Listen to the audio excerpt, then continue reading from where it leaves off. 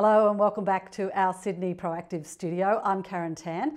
Let's go over to Perth now in Western Australia to talk to Richard Bevan. He's the Managing Director of Cassini Resources. Hi Richard, how are things? Hi Karen, well thank you. Nice to see you again. Now we have a pre-feasibility study progress update for your West Musgrave project, and that's a joint venture, 70% Oz Minerals and 30% Cassini Resources. Can Correct. you just tell us where's the project currently at and what are the details and highlights? Yeah, so Oz Minerals came out with a progress report, and there's some sort of key takeaways from that. I think the first takeaway is that the PFS timeline has been extended, and it's been extended for some good reasons. There are a number of really significant opportunities that we're hoping to capture over the next couple of months that will sort of add value to the project. To do that, the Oz Minerals Board have approved another $10 million on study costs, which will take them probably to the end of the year about a sort of circa $50 million spent on the project. So it just shows the commitment to the project, and that's way ahead of schedule. So the project is progressing well, and the extension is really around trying to realise and de-risk a couple of these opportunities that will add significant value to the project. So what does this latest PFS update mean for the company and its strategy moving forward?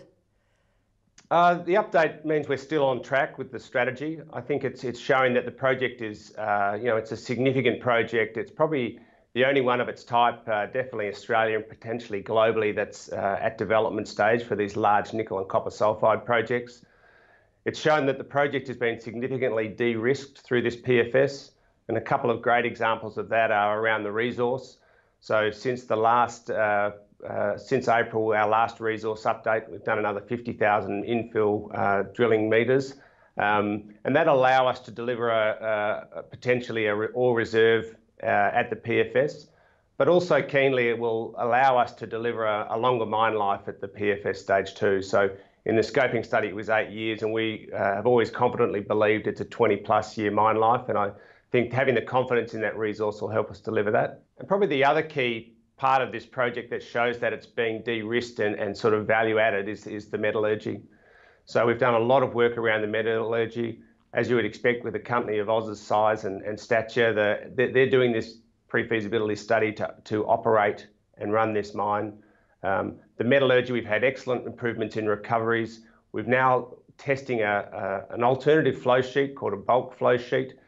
We believe we'll get even better recoveries and reduce some of our sort of costs using that flow sheet. So all these things are adding significant value to the project, and that's just realising, I guess, for Cassini and Cassini shareholders, the value on the way through. So what are the next steps now, the immediate steps? The immediate steps, so with this $10 million, there's a couple of key components they're running. We're running a pilot plant to assess and fully de-risk a new grinding methodology. It has the opportunity of reducing the power cost in the grinding cycle by sort of 30%, so really quite material.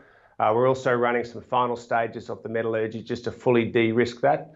And then we'll continue with our environmental approvals and all those critical time path programs. That sounds good. And we also have an update today on your Mount Squires gold project in WA. What's happening there? Mount Squires is a gold project just adjacent to the West Musgrave in Western Australia. We commenced a drilling program a couple of weeks ago, and that's just now nearing completion. So all the assays are making their way off site. So we're looking forward to, in the next sort of 3 or 4 weeks, being able to update the market on some of those drilling results. We're encouraged by the types of things that we're seeing, so we're looking forward to informing the market on that. We think it's a good time to have a gold project in the portfolio. It's a good buffer for our base metals project, and as you can see by the current market conditions, there's some appetite for these types of projects.